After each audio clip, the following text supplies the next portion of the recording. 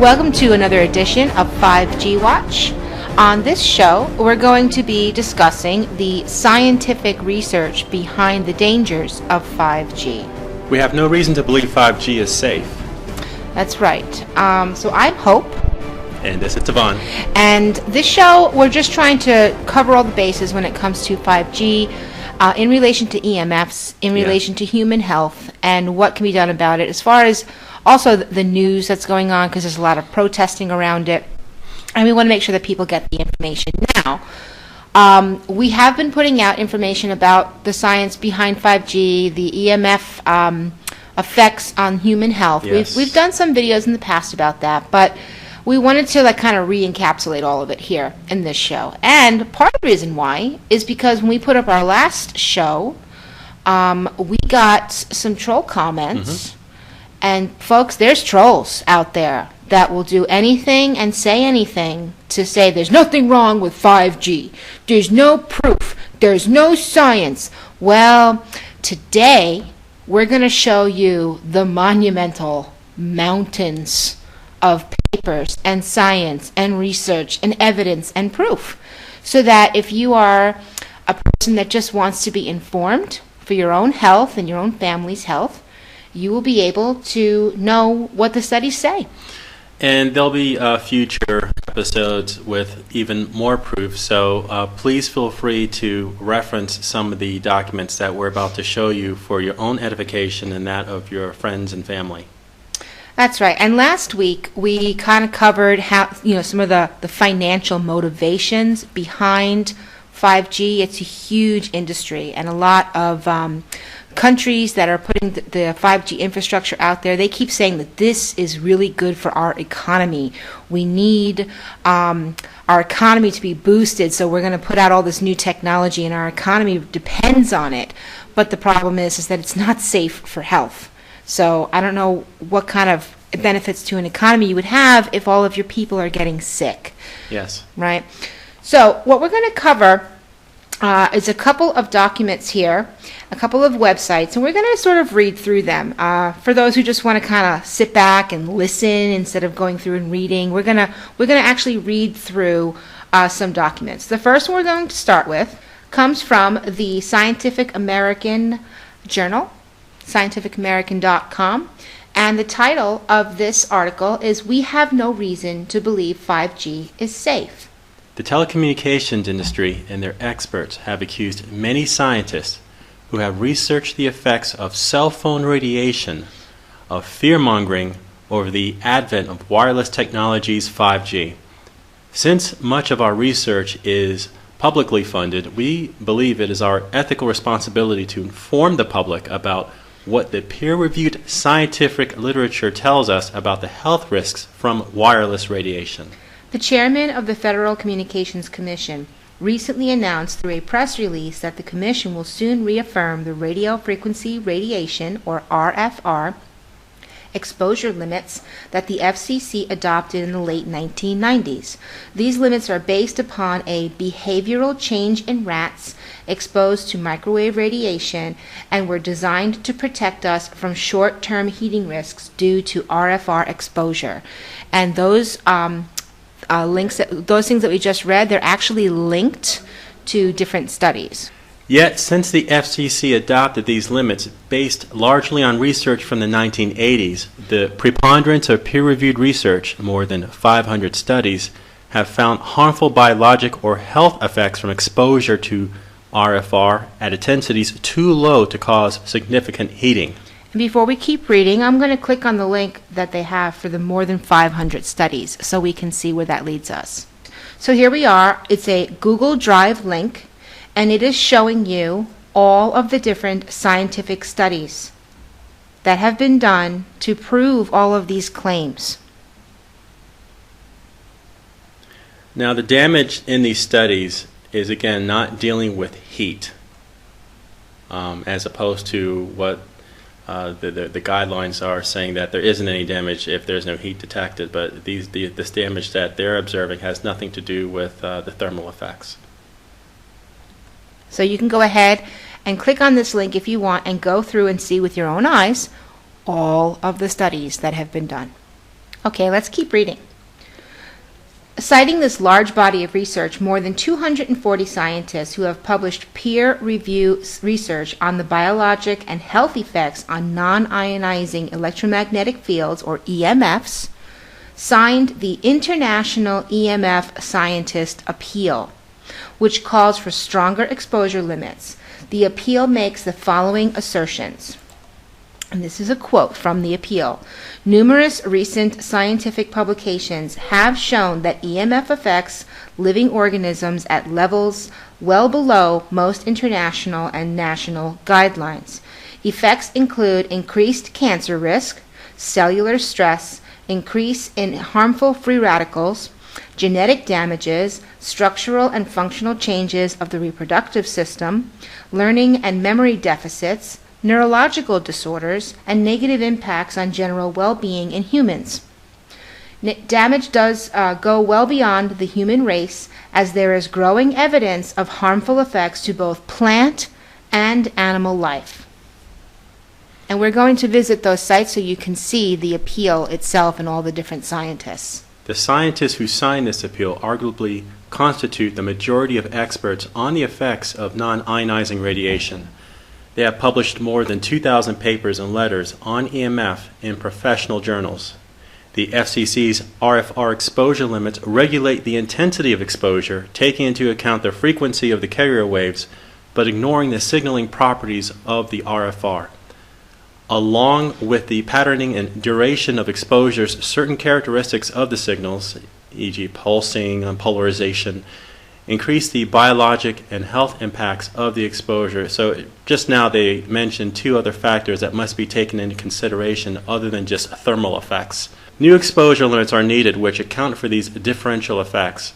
Moreover, these limits should be based on biological effect, not a change in the laboratory rat's behavior. And before we keep reading, Tavon, can you just kind of unpack that a little bit? Because you keep bringing up how it's not just heat, not just thermal, and here they are describing that. Can you just sort of explain that a little bit more? Well, the wall of proponents, whether they be scientists or the lobby from the wireless industry, will say that there is no problem or with any impact of health from cell phone tower or technology or platforms, simply because it doesn't heat the cells high enough for it to be a problem. So, as though if you don't detect any heat, there is no problem. Right, so they're only measuring heat. It is a very blunt, intentional diversion from measuring the finer aspects of electromagnetic fields. And the things that they mention here, pulsing, the nature of the signal, polarization, are well known, I mean for decades, well known to alter anything from DNA to the growth of cells. Right, so there are things that you cannot see that can hurt you and harm you and change your DNA and break down your cells and create all kinds of disease and sickness. And they're not measuring that. They're only measuring heat. No. Okay, let's keep reading. The World Health Organization's International Agency for Research on Cancer, IARC, classified RFR as possibly carcinogenic to humans in 2011.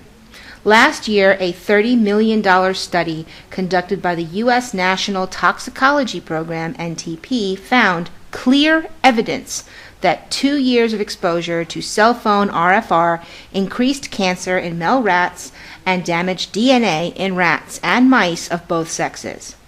The Ramazzini Institute in Italy replicated the key finding of the NTP using a different carrier frequency and much weaker exposure to cell phone radiation over the life of the rats. Based upon the research published since 2011, including human and animal studies and mechanistic data, the IARC has recently prioritized RFR to be reviewed again in the next 5 years. Since many EMF scientists believe we have now sufficient evidence to consider RFR as either a probable or known human carcinogen, the IARC will likely upgrade the carcinogenic potential of RFR in the near future.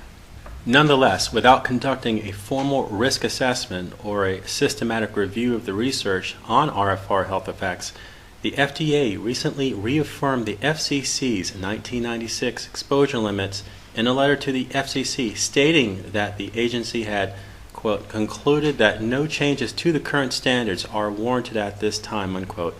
and that NTP's experimental findings should not be applied to human cell phone usage.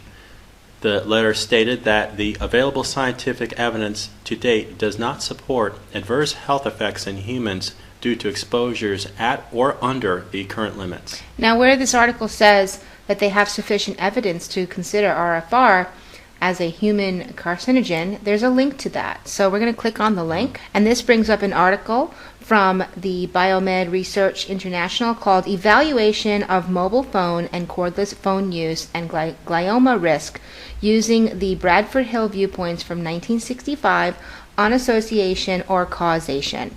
So this is another scientific paper and study that has gone through using proper scientific methods to examine the dangers of this. So this is the evidence, this is the proof right here. And look at the dates in which some of these papers were published. Yes, this one was published when? Do we see a date? Yep, 2017. Right. Just a couple years ago. It's not too old. Continuing reading the article, the latest cellular technology, 5G, will employ millimeter waves for the first time, in addition to microwaves that have been in use for older cellular technologies, 2G through 4G. Given limited reach, 5G will require cell antennas every 100 to 200 meters, exposing many people to millimeter wave radiation. 5G also employs new technologies, active antennas capable of beamforming, phased arrays, massive multiple inputs and outputs known as massive MIMO, which pose unique challenges for measuring exposures. Also, before we continue, I want to mention this beamforming technology that is being touted as one of the main features of 5G to allow people and individuals to receive good reception, especially in congested areas, is the technology that can be used to target devices, but also individuals or users that are on that device. Is it military grade? Well, the Is it 5G used in the military? hardware, the 5G hardware has military grade features, but the beamforming technology will allow multiple masts or antenna arrays to focus on a single target. Okay, so it's a way to target an individual with microwaves that can't be seen but can be felt. Yet the technology is being sold as a good feature to have in order to receive reception in a crowded area. Okay, continuing to read. Millimeter waves are mostly absorbed within a few millimeters of the human skin and in surface layers of the corona. Short-term exposure can have adverse physiological effects in the peripheral nervous system, the immune system, and the cardiovascular system. The research suggests that long-term exposure may pose health risks to the skin, e.g. A melanoma, the eyes, ocular melanoma, and the testes, sterility. Since 5G is a new technology, there is no research on health effects, so we are flying blind, to quote a U.S. senator. However, we have considerable evidence about the harmful effects of 2G and 3G. Little is known of the effects of exposure to 4G, a 10-year-old technology, because governments have been remiss in funding this research. Meanwhile, we are seeing increases in certain types of head and neck tumors in tumor registries, which may be at least partially attributable to the proliferation of cell phone radiation. These increases are consistent with results from case control studies of tumor risk in heavy cell phone users. 5G will not replace 4G. It will accompany 4G for the near future and possibly over the long term. If there are synergistic effects from simultaneous exposure to multiple types of RFR, our overall risk of harm from RFR may increase substantially. Cancer is not the only risk, as there are considerable evidence that RFR causes neurological disorders and reproductive harm, likely due to oxidative stress. As a result, should we invest hundreds of billions of dollars deploying 5G, a cellular technology that requires the installation of 800,000 or more new cell antenna sites in the U.S. close to where we live, work, and play? Instead, we should support the recommendations of the 250 scientists and medical doctors who signed the 5G appeal that calls for an immediate moratorium on the deployment of 5G and demand that our government fund the research needed to adopt biologically based exposure limits that can protect our health and safety. So I think that article summed it up pretty well. It gave lots of links to all the different studies if you want to look at it for yourself. And let's just take a quick peek over at these scientists. This is a website called emfscientist.org. This is the International EMF Scientist Appeal, which serves as a credible and influential voice from EMF, electromagnetic field scientists, who are urgently calling upon the United Nations and its sub-organizations, the WHO and UNEP, and all UN member states for greater health protection on EMF exposure. So you see the appeal here. Obviously, the appeal is written in several languages. Yes, it's in many different languages. If you click on the EMF Scientist Appeal tab on their website, you will see the actual appeal itself. Now, we did actually quote from this, but I think it's worth reading just a few parts of the appeal. International appeal. Scientists call for protection from non-ionizing electromagnetic field exposure. We are scientists engaged in the study of biological and health effects of non-ionizing electromagnetic fields, EMF. Based upon peer-reviewed published research, we have serious concerns regarding the ubiquitous and increasing exposure to EMF generated by electric and wireless devices. These include, but are not limited to, radiofrequency radiation, RFR, emitting devices such as cellular and cordless phones and their base stations, Wi-Fi, broadcast antennas, smart meters, and baby monitors, as well as electric devices and infrastructures used in the delivery of electricity that generate extremely low frequency electromagnetic field, ELF, EMF. Scientific basis for our common concerns. Numerous recent scientific publications have shown that EMF affects living organisms at levels well below most international and national guidelines. Effects include increased cancer risk, cellular stress, increase in harmful free radicals, genetic damages, structural and functional changes of the reproductive system, learning and memory deficits, neurological disorders, and negative impacts on general well-being in humans. Damage goes well beyond the human race as there is growing evidence of harmful effects to both plant and animal life. These findings justify our appeal to the United Nations and all member states in the world to encourage the World Health Organization, WHO, to exert strong leadership in fostering the development of most protective EMF guidelines, encouraging precautionary measures, and educating the public about health risks, particularly risks to children and fetal development. By not taking action, the WHO is failing to fulfill its role as the preeminent international public health agency. So we're going to stop there. This is just the tip of the iceberg for the documentation that has gone on about this. There have been many stories in the news. They have submitted things to the UN. They've gotten responses back. So you can go ahead and check out this website. And also, here's another one. This is called 5G Appeal. This is talking about the same moratorium, the call for a moratorium to the rollout of 5G, because 5G will substantially increase exposure to radio frequency electromagnetic fields that have been proven to be harmful for humans and the environment. And this is talking about all the scientists that have come together. And here's one more thing that I thought was very interesting. On the bottom of the emfscientist.org website, they show the names of all of the different scientists that have signed this appeal. So you can see their names, their credentials, PhDs, MDs, from all these different countries. It's over 40 countries.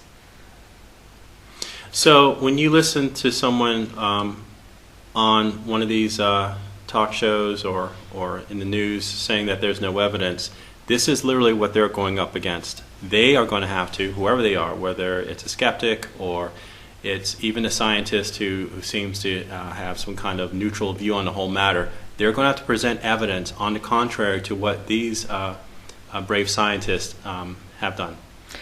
And this is the problem we have in our society today. People, some people are lazy and they just don't want to look. They don't care, right? They don't want to read. And, you know, I'm lazy in some things sometimes. So, whatever.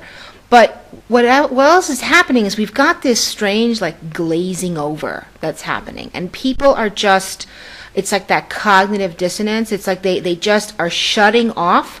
You try to tell people, like, this is the science. This is the evidence. These are reports and different experiments that were done that were funded, by the way. Like, in order to do some of these experiments in labs, you need money. Yes. You need equipment. You need lab equipment. That stuff isn't cheap. It's, you know, hundreds of thousands of dollars worth of equipment at some point, or millions of dollars to do certain studies, right? Right. So you've got all of that science, that research, and that evidence, and you try to tell people about it. It's like, no, it's been proven. It's really been proven. And they just go, I don't believe it because the person on the mainstream news told me that it's safe, and I'm just going to believe them. And it's, you know, I don't know what to do when I confront that. Well, in that case, then maybe they will believe the new stories coming out of people or children getting cancer when there's a cell phone tower mast erected right on the school property. Right. So, okay, let's turn this around a little bit, okay? Because this is scary stuff. Mm-hmm. What are you going to do? You're going to be bathed in EMF radiation, and, you know, what are you going to do? Now, there are several things that you can do. And as this show rolls on, and we do, every week we're going to do a show. It's coming out on Thursdays every week, so tune in. We'll have a new story covering 5G, which is also EMFs in general, and cell phone radiation, and what you can do, and different news stories. So, Tavon, let's talk a little bit about some of the things that are not related to orgone energy, because we're going to get into that in just a second. Mm-hmm. What are some of the suggestions that you would make as far as, like, a priority list of, like, if you're being bombarded with EMFs, what's the first thing you would do if you could? Now, we get contacted by our customers all the time about, you know, what are some things I can do, cheap things. I'm on a budget. What can I do? Look, we have to separate our livelihood into, like, public spaces and private spaces. Obviously, it's great if you're able to take your loved ones, your children, to a school that is more aware of the, if anything, just maybe the distraction of having a cell phone in class. We know that there are quite a couple of schools out there that have taken the action of basically banning phones from the school property so that they can actually not have to have those smart devices on them. So in public spaces, if you can be proactive as form your own local community of parents, PTA, to interact with the schools, to tell them the harmful effects of EMF. If anything, the distractive effects of having these devices with the kids during school hours, to let the schools in that area aware that we're looking at the technology and not only the health effects of it, but also as a distraction when it comes to the education. That's one way of approaching it from a public perspective. Now, when it comes to the household, there are several things you can do that are relatively cheap that will, one, remove the harmful effects of EMF of coming into your home, and also filtering out the harmful effects of EMF that are traveling within your power line into your home, like, you know, through the AC wall socket. Okay, so one of there's several things you can do. One is if you have windows that don't have screen meshes. I know a lot of houses in America do, but there's still some homes out in America, but also in the wider world that do not have metal screens in the windows. Highly recommend that you go ahead and get your windows, and if not your door with a screen door, a metal steel mesh. And what that does, that blocks the incoming wireless radiation from coming through your windows. Also, what I do recommend is you go ahead and consider an investment and get yourself an EMF meter or tri-field meter, something that will measure the amount of radiation coming off of the local cell phone tower from inside your home. Because when you have those around, you can measure the difference as you're installing a metal screen in your windows. So metal screens, that's one thing. Buy yourself a good EMF meter. Oh, and I want to mention is that we just signed up to be an affiliate to sell EMF meters. So if you look at the link below this video or the blog post, there is a link so that you can buy an EMF meter. I believe it's just around $100, and it's one of the best EMF meters on the market. So that you can find out what kind of levels you're looking at in the place that you're living in. Yeah, they come in different ranges and different models. And so, yeah, depending on what your budget is and what kind of information you want to glean off of it, you want to at least get an idea of the intensity of the radiation coming through your window. So that's one aspect, putting a screen mesh in your windows and doors. The second aspect is there is something called RF shielding paint or EMF shielding paint. And so basically these electromagnetic fields, especially with these higher frequencies going into the terahertz range, are able to go through walls, okay? And you want to be able to block those frequencies, especially with the 5G going in.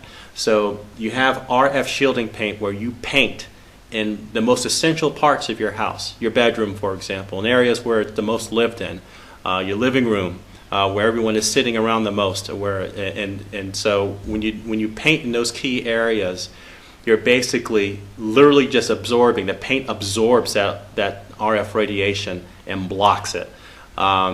Now there's some procedures in how you paint it because then you have to connect like a little grounding pad to the paint to ground out any excessive radiation. But then you paint over that with whatever natural cream color you have. It's going to be a couple layers because this is a dark paint that you're going to get. But again, that is a cheap, effective solution. Highly recommend you definitely do that, especially in your bedroom. Also, while we're talking about the bedroom, if you got the budget for it, I highly recommend that you remove the mattresses with metal springs, with metal springs in. That makes a big difference. There have been university studies, you can look it up, university studies have shown that you can connect a radio circuit and its oscillator to the bed springs, and the bed springs act as an antenna. It will receive. It's like an excellent receiver of the AM and FM band radio stations. So you want to have a latex non-metal spring, just latex foam or orthopedic-based mattresses, and so your body is not bathed in that radiation that's being received by the springs. And then finally, another thing you can look at is getting what are called EMI filters. These are electromagnetic interference filters.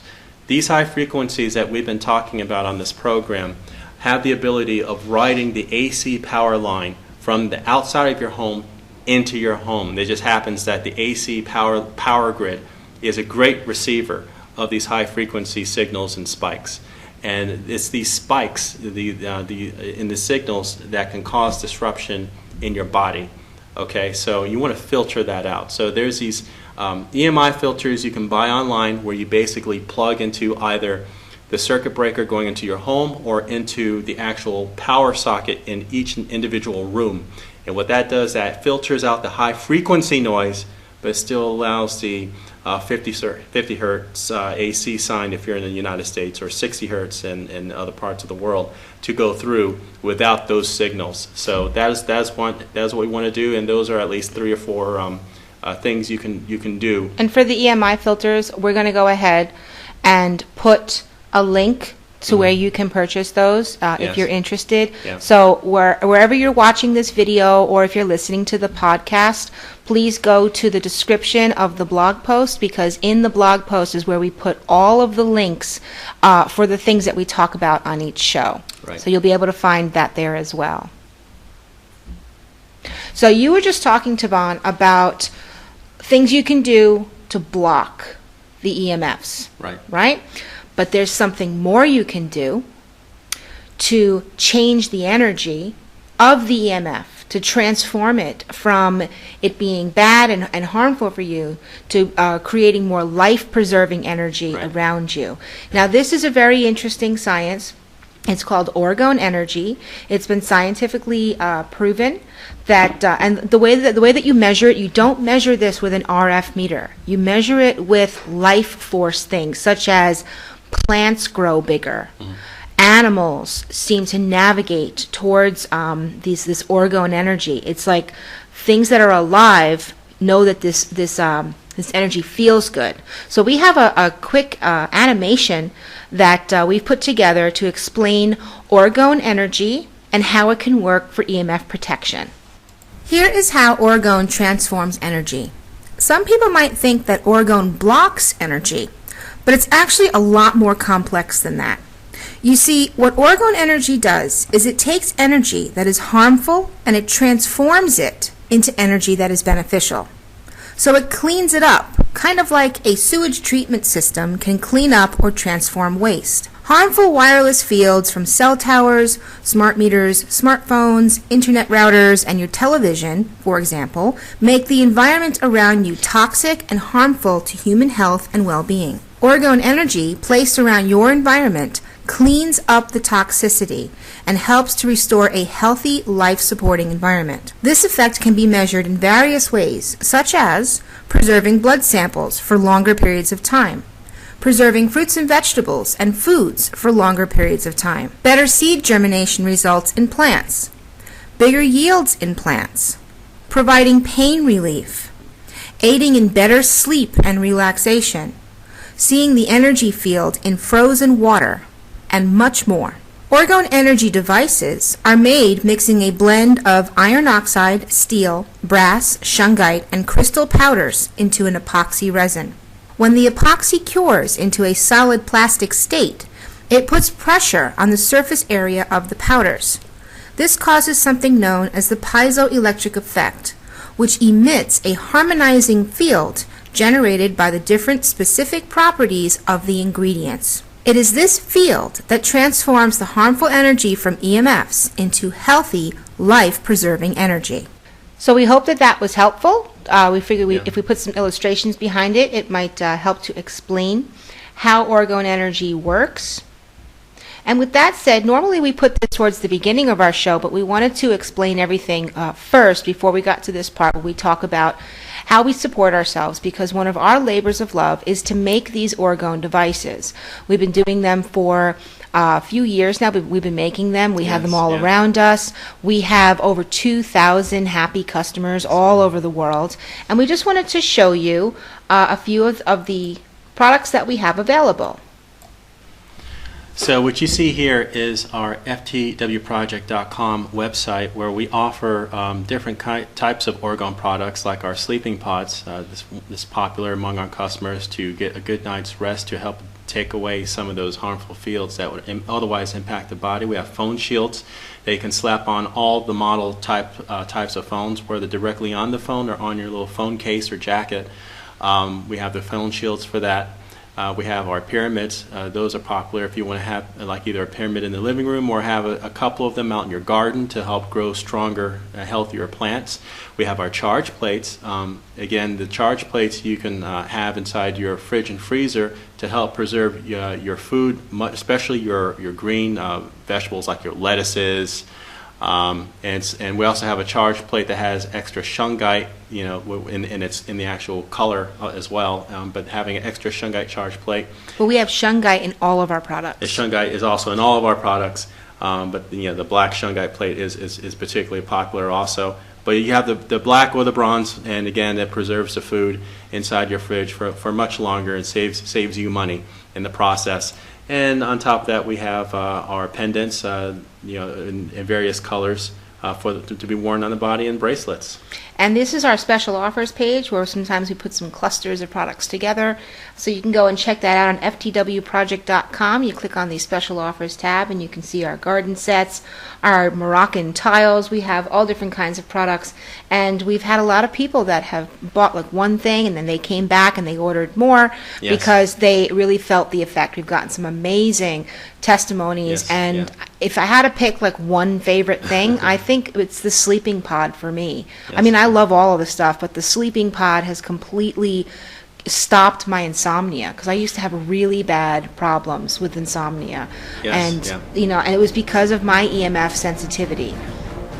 So with that said, everybody, thanks so much for tuning in to this week's 5G Watch show. We hope that you found the information very helpful, and we'll be coming at you next week with another show and more 5G Watch news. Until next time, everybody. Bye, everyone.